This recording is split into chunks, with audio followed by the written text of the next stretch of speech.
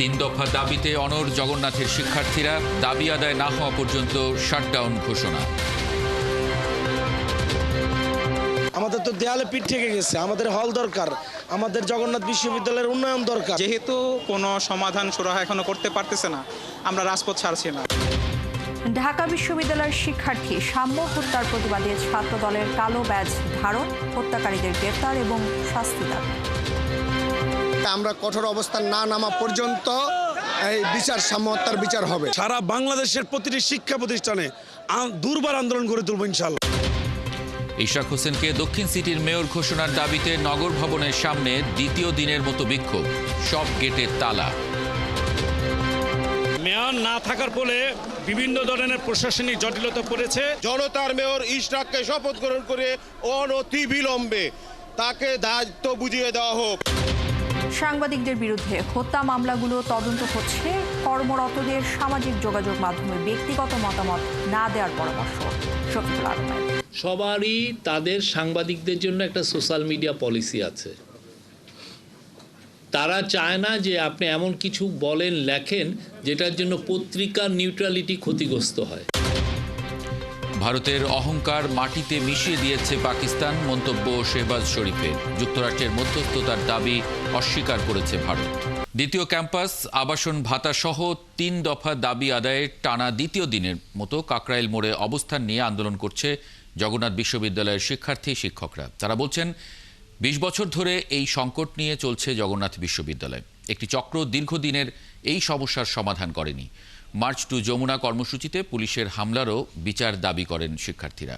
আর দাবি আদায় না হওয়া পর্যন্ত জগন্নাথ বিশ্ববিদ্যালয়ে শাটডাউন ঘোষণা করা হয়। হাবিব রহমানের প্রতিবেদন। জগন্নাথ বিশ্ববিদ্যালয়ের শিক্ষার্থীদের বসবাসের জন্য একসময় আবাসিক হল ছিল 11টি, কিন্তু ক্ষমতা আর রাজনৈতিক দলের প্রভাবে 9টি ভবনই এখন দখলদারদের কবলে। 70% আবাসিক ভাতা সহ নতুন ভবন নির্মাণের দাবিতে শিক্ষার্থীদের এই আন্দোলন দীর্ঘদিনের। সেই আন্দোলনের ধারাবাহিকতায় বুধবার 3 দফা দাবি নিয়ে প্রধান উপদেষ্টার বাসভবন যমুনার উদ্দেশ্যে মার্চ টু যমুনা কর্মসূচি পালন করেন শিক্ষার্থীরা। শিক্ষার্থীদের সেই কর্মসূচি ছত্রভঙ্গ করে দেয় পুলিশ। 3 দফা দাবি ও মার্চ টু যমুনা কর্মসূচিতে পুলিশের হামলার প্রতিবাদে দ্বিতীয় দিনের মতো কাকরাইল মোড়ে আন্দোলন করেন শিক্ষার্থীরা। সময় বাড়ার সাথে সাথে বাড়তে থাকে শিক্ষার্থীরা বলছেন 20 বছরেও সেই সমস্যার সমাধান হয়নি। তাই 3 দফা আন্দোলন। লাঠিপেটা আর পুলিশের ভয় দেখিয়ে আন্দোলন বন্ধ করা যাবে না। আমাদের তো দেয়ালে পিঠ থেকে গেছে, আমাদের হল দরকার, আমাদের জগন্নাথ বিশ্ববিদ্যালয়ের উন্নয়ন দরকার। যেহেতু কোনো সমাধান সুরাহা এখনো করতে পারতেছে না, আমরা রাজপথ ছাড়ছি না। বুধবারের শান্তিপূর্ণ কর্মসূচিতে পুলিশের হামলার প্রতিবাদ জানিয়ে শিক্ষার্থীরা বলেন দাবি আদায় না হওয়া পর্যন্ত আন্দোলন চলবে। আমরা অবশ্যই একটা ন্যায্য দাবি নিয়ে এখানে এসেছি। সেখানে আমাদেরকে তারা কিভাবে এভাবে স্টুডেন্টদের উপরে তারা আক্রমণ করতে পারে। এই হামলা যারা করছে, যে যারা যারা জড়িত ছিল, আমরা চাচ্ছি সবাই আমাদের কাছে ক্ষমা চাক বা তাদের দৃষ্টান্তমূলক শাস্তি চাই আমরা।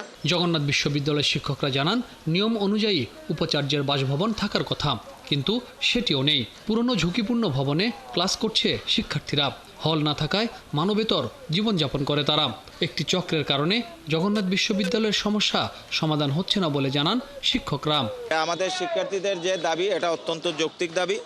সরকার, আমাদেরই সরকার, তারা অত্যন্ত বিবেচনায় সেই বিষয়টা নিয়ে খুব দ্রুত এটা সুরাহা করবে এবং যাতে করে আমার শিক্ষার্থীরা রাস্তায় আর থাকতে না হয়। বৃষ্টি উপেক্ষা করেই আন্দোলন চালিয়ে যান শিক্ষার্থীরা।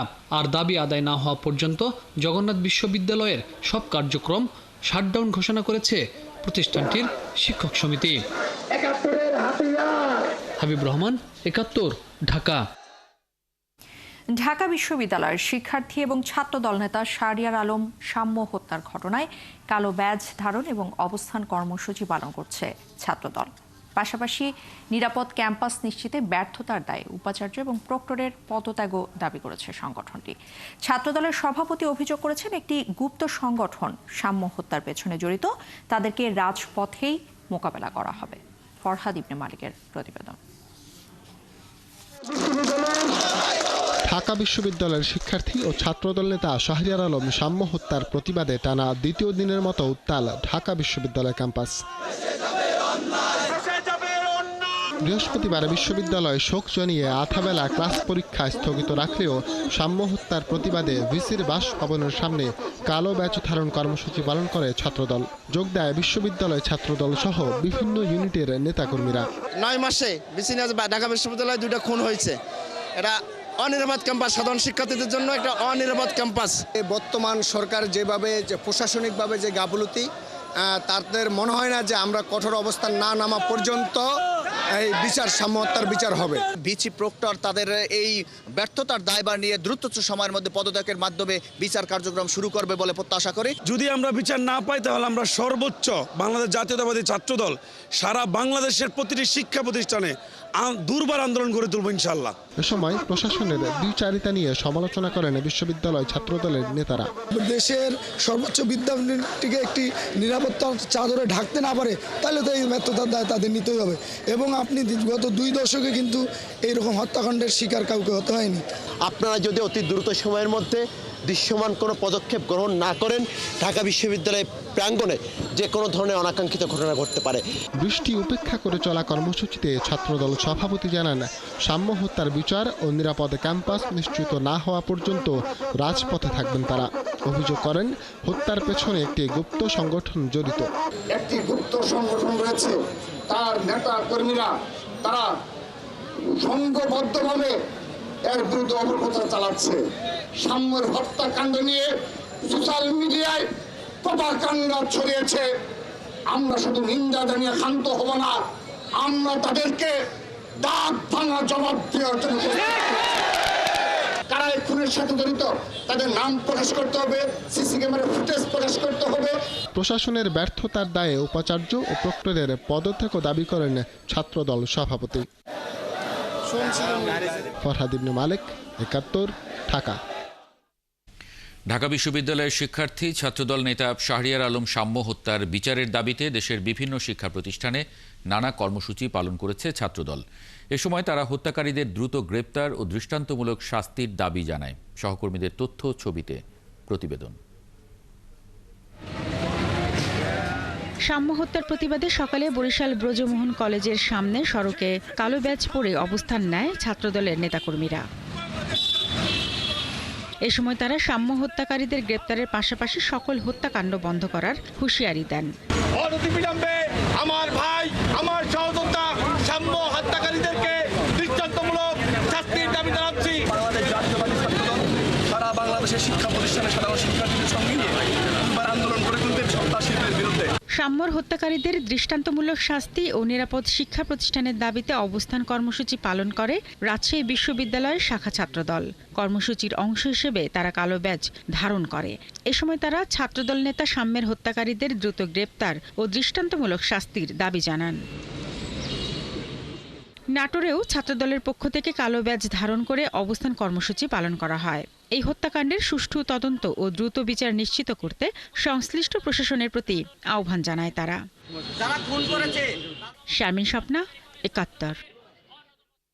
ইশরাক হোসেনকে ঢাকা দক্ষিণ সিটির মেয়র হিসেবে দায়িত্ব দেওয়ার দাবিতে নগর ভবনের সামনে দ্বিতীয় দিনের মতো বিক্ষোভ কর্মসূচি শেষে নতুন কর্মসূচি ঘোষণা করেছে বিক্ষোভকারীরা। তারা জানিয়েছেন, শনিবার নগর ভবনের সামনে বিক্ষোভ মিছিল এবং গণ অবস্থান কর্মসূচি পালন করা হবে।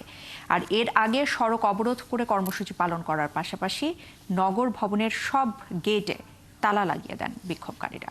আরও জানাচ্ছেন শাহেদুজ্জামান সাকিব। ইঞ্জিনিয়ার ইশরাক হোসেনকে ঢাকা দক্ষিণ সিটি কর্পোরেশনের মেয়রের দায়িত্ব বুঝিয়ে দেওয়ার দাবিতে দ্বিতীয় দিনের মতো অবস্থান কর্মসূচি করেছে হাজারো মানুষ। বৃহস্পতিবার সকাল থেকেই ছোট ছোট মিছিল নিয়ে নগর ভবনের মূল ফটকে তারা অবস্থান নেন। ক্ষুব্ধ মানুষের অভিযোগ, মেয়র পদ শূন্য হওয়ায় স্বাভাবিক নাগরিক সেবা ও উন্নয়ন কর্মসূচি ব্যাহত হচ্ছে। নগর পিতা যদি না থাকে তাহলে আমরা কিভাবে এই নগরটাকে পরিচালনা করব? সত্যি কথা, আপনি এলাকা এলাকা মহল্লায় আমাদের কি কষ্ট হচ্ছে এটা আমরাই বলতে পারবো, লোকাল নেতারাই বলতে পারবে। মেয়র না থাকার ফলে বিভিন্ন ধরনের প্রশাসনিক জটিলতা পড়েছে। ঢাকাবাসী এই বিষয়ে অনেক উদ্বিগ্ন। ঢাকাবাসী চলার জন্য বিজ্ঞ আদালতের রায় অনুযায়ী ওনার দরকার। বিভিন্ন এলাকায় যে আমাদের বর্জ্য ব্যবস্থাপনা সহ বিভিন্ন সুযোগ সুবিধা সব দিকেই নগরবাসী অতি কষ্টে আছে। আন্দোলনকারীরা বলছেন, আদালতের রায় নিয়ে নির্বাচন কমিশন উচ্চ আদালতে আপিল করেনি। শুধু সরকারের অবহেলায় মেয়রের দায়িত্ব নিতে পারছে না বিএনপি নেতা ইশরাক। কিসের ষড়যন্ত্রে আপনি আজকে নির্বাচিত মেয়রকে শপথ নিচ্ছেন না? ইঞ্জিনিয়ার ইশরাক হোসেনকে তার মেয়র পদ থেকে দূরত্ব বজায় রাখার জন্য একটা কুচক্রী মহল উঠে পড়ে লেগেছে। জনতার মেয়র ইশরাককে শপথ গ্রহণ করে অনতিবিলম্বে তাকে দায়িত্ব বুঝিয়ে দেওয়া হোক। ইঞ্জিনিয়ার ইশরাক হোসেনের কাছে ঢাকা সিটি সেফ, আমরা সেটাই চাই। ক্ষুব্ধ কর্মীরা ঘোষণা দেন ইশরাককে কাজ করার সুযোগ না দিলে তারা এই কর্মসূচি চালিয়ে যাবে। তাকে শপথ বাক্য পাঠ করিয়ে এদিকে অবস্থান কর্মসূচির কারণে সকাল থেকে বন্ধ হয়ে যায় ঢাকা দক্ষিণ সিটি কর্পোরেশনের সব সেবা কার্যক্রম। শাহিদুজ্জামান সাকিব, ৭১, ঢাকা। দুর্নীতি এবং তদবির বাণিজ্যের অভিযোগে সরকারের 2 উপদেষ্টার সাবেক এপিএস এবং পিও এবং এনসিপির সাবেক নেতা সালাউদ্দিনকে জিজ্ঞাসাবাদের জন্য ডেকেছে দুর্নীতি দমন কমিশন দুদক। আগামী 20 থেকে 22 মে আলাদা আলাদা দিনে তাদের জিজ্ঞাসাবাদ করা হবে। এদিকে অভিযুক্তদের গ্রেফতার করে দ্রুত বিচারের আওতায় আনার দাবি জানিয়েছে যুব অধিকার পরিষদ। আর এই দাবিতে বৃহস্পতিবার দুদক কার্যালয়ের সামনে অবস্থান কর্মসূচি পালন করবে সংগঠনটি। মনির মিল্লাতের প্রতিবেদন। মাসখানেক আগে অন্তর্বর্তী সরকারের উপদেষ্টা আসিফ মাহমুদ, সজীব ভুঁইয়ার সাবেক এপিএস মোয়াজ্জেম হোসেন ও স্বাস্থ্য উপদেষ্টা নূরজাহান বেগমের সাবেক ব্যক্তিগত কর্মকর্তা তুহিন ফারাবির বিরুদ্ধে শত কোটি টাকার তদবির বাণিজ্যের অভিযোগ ওঠে। একইভাবে জাতীয় নাগরিক পার্টি এনসিপি থেকে অব্যাহতি পাওয়া সাবেক যুগ্ম সদস্য সচিব গাজী সালাউদ্দিন তানভীরের বিরুদ্ধেও কমিশন বাণিজ্যের অভিযোগ ওঠে। তদন্তপূর্বক এদের বিরুদ্ধে ব্যবস্থা নেওয়ার দাবি জানিয়ে আসছিল বাংলাদেশ যুব অধিকার পরিষদ। এই দাবিতে গেল মাসে মার্চ টু দুদক কর্মসূচি পালন করে সংগঠনটি। অভিযুক্ত এপিএস, পিও, সাবেক এনসিপি নেতার বিরুদ্ধে কী ব্যবস্থা নেওয়া হয়েছে তা জানতে বৃহস্পতিবার সকাল থেকে দুদক কার্যালয়ের সামনে অবস্থান নেয় বাংলাদেশ যুব অধিকার পরিষদের নেতাকর্মীরা। বিক্ষোভকারীদের অভিযোগ, অভিযুক্তদের বিরুদ্ধে ব্যবস্থা নিতে সময়ক্ষেপণ করা হচ্ছে। দুর্ভাগ্য বিষয়, যাদেরকে আমরা চেয়ারে বসাইছি তাদের এপিএস, পিএস যখন দুর্নীতির সাথে জড়িয়ে যায় আমাদের গায়ে কিন্তু খুবই লাগে, কারণ আমরা রক্ত দিয়েছি, শ্রম দিয়েছি, আমাদের নেতাকর্মীরা অসংখ্য আহত হয়েছে, শহীদ হয়েছে। পরে নিয়মিত ব্রিফিংয়ে দুদকের পক্ষ থেকে জানানো হয় অভিযুক্ত সাবেক এপিএস, পিও এবং এনসিপির সাবেক নেতার বিরুদ্ধে আসা অভিযোগ তদন্তে আলাদা আলাদা টিম কাজ করছে। চলতি মাসেই জিজ্ঞাসাবাদের জন্য অভিযুক্তদের ডাকা হয়েছে বলে জানান দুদক মহাপরিচালক। অভিযুক্ত এই 3 জন সহ স্বাস্থ্য উপদেষ্টার আরেক ব্যক্তিগত কর্মকর্তা ডাক্তার মাহমুদুল হাসানকেও তলব করে নোটিশ পাঠিয়েছে দুদক। ক্ষমতার অপব্যবহার, তদবির বাণিজ্য, চাঁদাবাজি, টেন্ডার বাণিজ্য সহ নানাবিধ দুর্নীতি এবং অনিয়মের আশ্রয়ে নামে বেনামে অবৈধ সম্পদ অর্জনের অভিযোগে ইতিমধ্যে অনুসন্ধান কার্যক্রম শুরু হয়েছে। 3 জনকে 20, 21, 22 আলাদা আলাদাভাবে ডাকা হয়েছে। গোয়েন্দা অনুসন্ধানে অভিযোগের ব্যাপারে প্রাথমিক তথ্য মেলায় গেল 4 মে অভিযুক্ত সাবেক এপিএস মোয়াজ্জেম হোসেন ও ব্যক্তিগত কর্মকর্তা তুহিন ফারাবি এবং সাবেক এনসিপি নেতা গাজী সালাউদ্দিন তানভীরের ব্যাপারে অনুসন্ধান শুরু করে দুর্নীতি দমন কমিশন। এদিকে ঋণের নামে 404 কোটি টাকা আত্মসাতের অভিযোগে ন্যাশনাল ব্যাংকের সাবেক পরিচালনা পরিষদের সদস্য পারভিন হক শিকদার, রণহক শিকদার সহ 16 জনের বিরুদ্ধে মামলা করেছে দুর্নীতি দমন কমিশন। মনির মিল্লাত, ৭১, ঢাকা। ঐকমত্যের ভিত্তিতে করা জাতীয় সনদে জন আকাঙ্ক্ষার প্রতিফলন থাকতে হবে বলে মন্তব্য করেছেন জাতীয় ঐকমত্য কমিশনের সহসভাপতি আলী রিয়াজ। বাংলাদেশের সমাজতান্ত্রিক দল বাসদের সাথে জাতীয় ঐকমত্য কমিশনের আলোচনায় একথা বলেন তিনি। এ সময় রাষ্ট্রের নাম ও 4 মূলনীতি পরিবর্তনের বিরোধিতা করেছে দলটি। বিস্তারিত ফারজানা আক্তারের প্রতিবেদনে। সংস্কার বিষয়ে ঐক্যমত্য গড়তে রাজনৈতিক দলগুলোর সাথে ধারাবাহিক আলোচনা করছে জাতীয় ঐক্যমত্য কমিশন। বৃহস্পতিবার জাতীয় সংসদের এলডি হলে ঐক্যমত্য কমিশনের সদস্যরা বাংলাদেশের সমাজতান্ত্রিক দল বাসদের প্রতিনিধি দলের সাথে বৈঠক করে। স্বাগত বক্তব্যে জাতীয় ঐক্যমত্য কমিশনের সহসভাপতি আলী রিয়াজ বলেন, জুলাই গণ অভ্যুত্থানে মানুষের ক্ষোভ ও প্রত্যাশা দুটোই প্রকাশিত হয়েছে। মানুষের আকাঙ্ক্ষা বাস্তবায়নে জাতীয় সনদ তৈরি করতে হবে। বাংলাদেশের মানুষের এই আকাঙ্ক্ষাকে প্রতিফলন ঘটিয়ে বাংলাদেশের রাজনৈতিক দলগুলোকেই অগ্রসর হতে হবে, আপনাদেরকেই অগ্রসর হতে হবে। ঐকমত্য প্রতিষ্ঠার বিষয়টি আমরা চেষ্টা করছি একটি জাতীয় সনদের মধ্যে দিয়ে প্রতিফলিত হোক, যাতে করে ভবিষ্যতে প্রত্যেকটি রাজনৈতিক দল যেন সেই উদ্দেশ্য এবং লক্ষ্যগুলোকে বাস্তবায়নের পথে ভূমিকা পালন করতে পারে। বৈঠক শেষে বাসদের সাধারণ সম্পাদক বজলুর রশিদ ফিরোজ জানান, রাষ্ট্রের নাম পরিবর্তন ও রাষ্ট্রের 4 মূলনীতি পরিবর্তনের বিরোধিতা করেছেন তারা। সংবিধানে বিতর্ক সৃষ্টি হয় এমন কিছু না রাখার দাবিও জানানো হয়েছে। সংবিধান পুনর্লিখন নয়, সংস্কারের পক্ষে দলটি। আমরা এটা বলছি যে সাংবিধানিক প্রতিষ্ঠান সেইগুলোতে নিয়োগের জন্য একটা নিয়োগ কমিটি হতে পারে, কিন্তু এই যে এনসিসি যেইভাবে এখানে ফ্রেমের কথা বলছে, আমরা আমাদের দলের পক্ষ থেকে বলছি যে এটা একটা সুপার গভর্নমেন্ট কিনা, যে সুপার গভর্নমেন্ট এটা একটা দ্বৈত প্রশাসন, দ্বৈত শাসন সেটা হয় কিনা সেই ধরনের একটা অবকাশ থাকতে পারে। আমরা মনে করি যে একটা নির্বাচিত জাতীয় সংসদ জনপ্রতিনিধি তারাই শুধুমাত্র ক্ষমতা রাখে যে এখানে এই নির্বাচিত সংসদের মাধ্যমে এখানে যে সংশোধনগুলো যেগুলো ঐক্যমত্য হবে বা আরও যদি কোনো বিষয় থাকে আলাপ আলোচনার মাধ্যমে সেগুলো সেই সংশোধনীগুলো যুক্ত করবে। মৌলিক সংস্কারের যেসব জায়গায় বিরোধ আছে তা আলোচনার মাধ্যমে নিরসনের কথা বলেন তিনি। আমরা তো বললাম যে শুধুমাত্র এখানে তো 166 দিছে। ফারজানা আক্তার, ৭৮ ঢাকা। অধ্যাদেশে বাতিলের আন্দোলন ঠেকাতে চেয়ারম্যানের পক্ষে বহিরাগতদের এনবিআরে ডেকেছেন ঊর্ধ্বতন কর্মকর্তারা।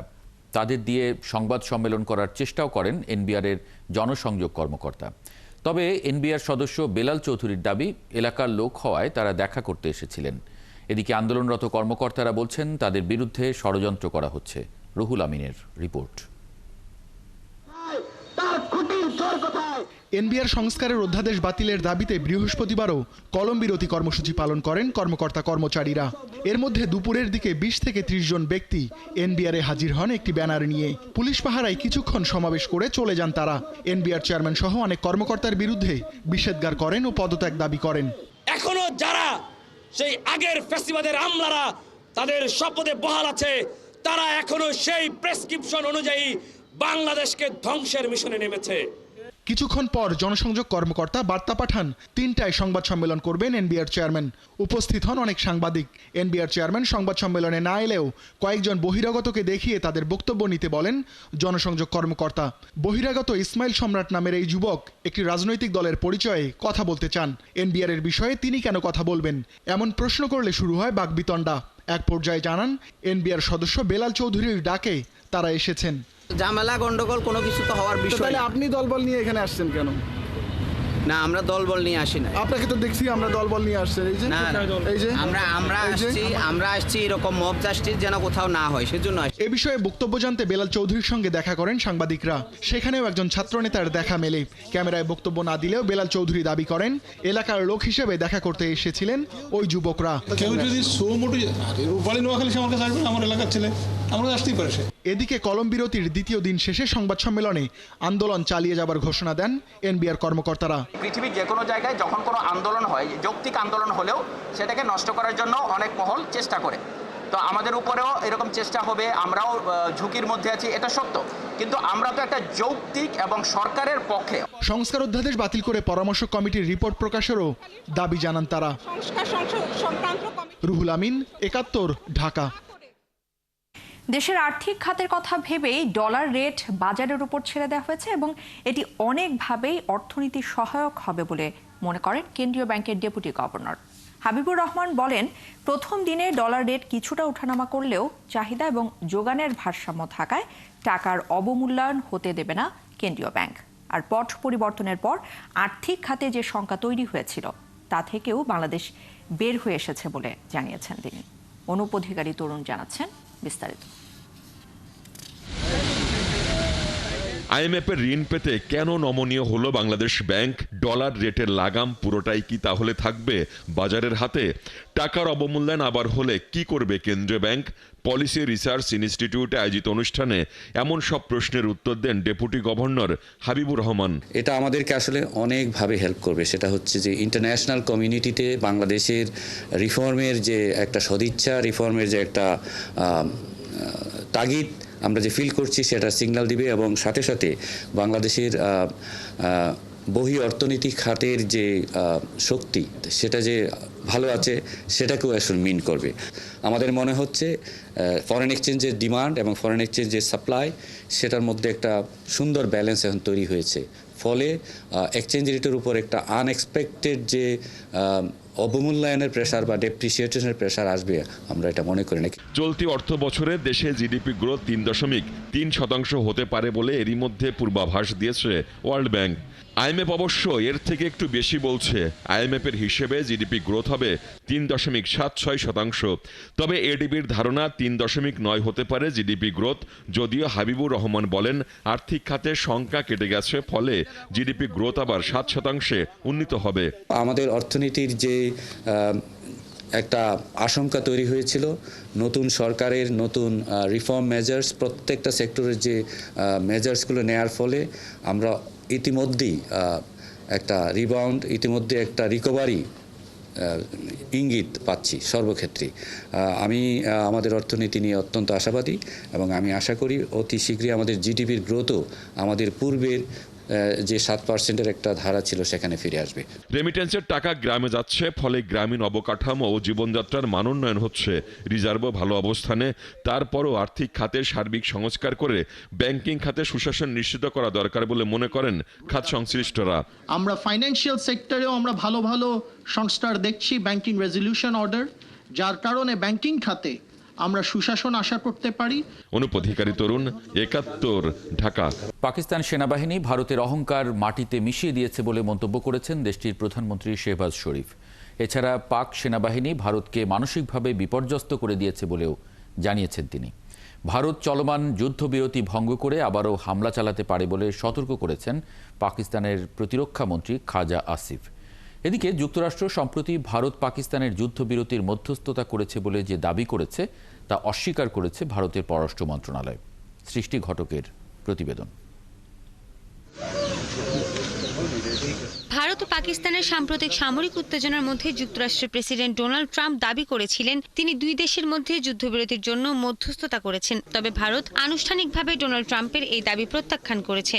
ভারত জানিয়েছে তাদের দীর্ঘদিনের জাতীয় একটি অবস্থান রয়েছে। কেন্দ্রশাসিত অঞ্চল সম্পর্কিত যে কোনো সমস্যা ভারত ও পাকিস্তান দ্বিপাক্ষিকভাবে সমাধান করে। ভারতের পররাষ্ট্র মন্ত্রণালয় জানায় ওই নীতির কোনো পরিবর্তন হয়নি। এছাড়া কাশ্মীর ইস্যুতে ভারত পাকিস্তান বৈঠকে বসতে রাজি বলে প্রেসিডেন্ট ট্রাম্প যে বিবৃতি দিয়েছে সেটিও প্রত্যাখ্যান করেছে নয়াদিল্লি। ট্রাম্পের দাবি ছিল তিনি ভারত ও পাকিস্তানের সঙ্গে বাণিজ্য বন্ধ করার হুমকি দিয়ে যুদ্ধবিরতিতে রাজি করিয়েছেন। কিন্তু ভারতের পররাষ্ট্র মন্ত্রণালয় স্পষ্ট ভাষায় জানিয়ে দিয়েছে বাণিজ্য নিয়ে কোনো আলোচনাই হয়নি।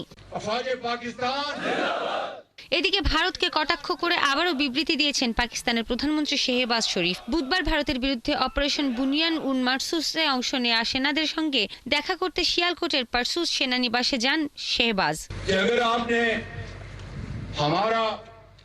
ভারত ভাবত পাকিস্তান প্রচলিত যুদ্ধ কৌশলে অনেক পিছিয়ে, কিন্তু পাকিস্তান সেনারা যেভাবে যুদ্ধ করেছে তা প্রমাণ করে দিয়েছে যে পাকিস্তান শুধু প্রচলিত যুদ্ধেই নয়, প্রযুক্তিগত দিক থেকেও সমানভাবে প্রস্তুত।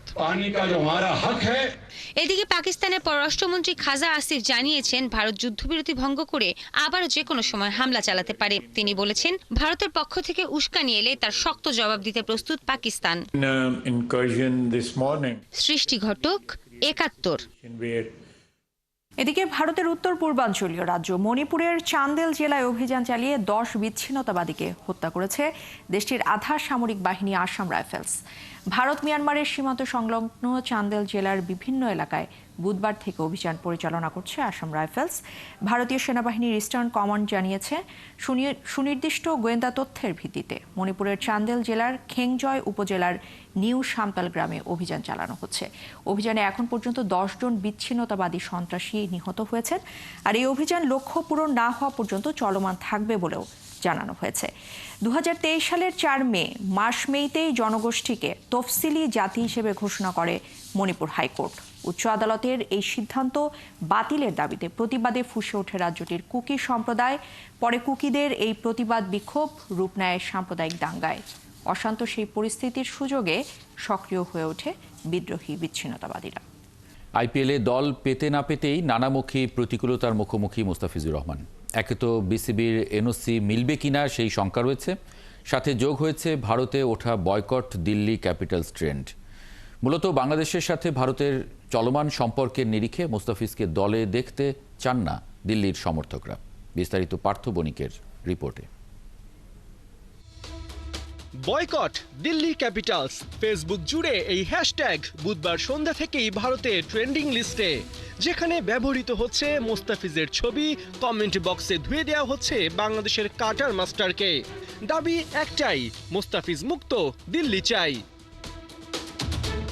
ঘটনার শুরু বুধবার বিকাল 5টা নাগাদ। দিল্লি ক্যাপিটালসের ফেসবুক পেজ থেকে ঘোষণা আসে Aussie opener Jack Fraser McGurk মৌসুমের বাকি সময়ের জন্য অ্যাভেলেবল না থাকায় তার পরিবর্তে নেওয়া হয়েছে মোস্তাফিজকে। ফিজের মূল্য 6 কোটি রুপি। অবশ্য এই অর্থ পুরো আইপিএল এর ম্যাচ সংখ্যা ও প্লেয়ার্স অ্যাভেলেবিলিটির উপর ভিত্তি করে দেয়া হবে। কিন্তু ঘটনা উল্টাতে সময় লাগেনি। কিছুক্ষণ বাদেই সংযুক্ত আরব আমিরাতের উদ্দেশ্যে মোস্তাফিজ রওনা দেন দলের সঙ্গে। যাবার আগে টুইটে জানান, সংযুক্ত আরব আমিরাতের বিপক্ষে খেলতে তাদের দেশে রওনা হচ্ছি, আমাকে দোয়ায় রাখবেন। মূলত এরপরেই কানাঘুষা শুরু হয়। তবে কি মোস্তা আইপিএল খেলছেন না? দিল্লি কি মোস্তাফিজের সূচি সম্পর্কে অবগত নয়, নাকি মোস্তাফিজই দিল্লিকে ভুল তথ্য দিয়েছেন?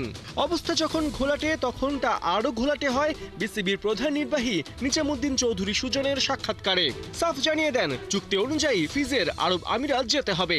তবে আইপিএলে খেলার ব্যাপারে মোস্তাফিজ কিংবা দিল্লি কেউই যোগাযোগ করেনি বিসিবির সাথে। ঘটনার সময়ের সাথে সাথে আরো বড় আর কুৎসিত রূপ নেয় নিমিষেই। সোশ্যাল মিডিয়ায় ভারতীয়রা লিখতে শুরু করেন, ভারত নিয়ে বাংলাদেশে চলমান নানা কটাক্ষ ও আক্রমণাত্মক মন্তব্যের জন্য মোস্তাফিজকে দল থেকে বাদ দিতে হবে, নয়তো দিল্লি ক্যাপিটালসকেই বয়কট করবে তারা। সাম্প্রতিক সময়ে ভারত পাকিস্তান যুদ্ধ, ভারত বাংলাদেশ সম্পর্ক ও নানা উত্তেজনায় আদৌ মোস্তাফিজ ভারত যেতে পারবেন কিনা, সেখানে কোনো সিকিউরিটি কনসার্ন আছে কিনা, এমন নানা প্রশ্ন সামনে চলে আসছে। আরও বড় প্রশ্ন যেটা, তা হলো সংযুক্ত আরব আমিরাত ও পাকিস্তান সিরিজের মুহূর্তে বিসিবি কি মোস্তাফিজকে এনওসি দেবে? পার্থ বণিক, ৭১।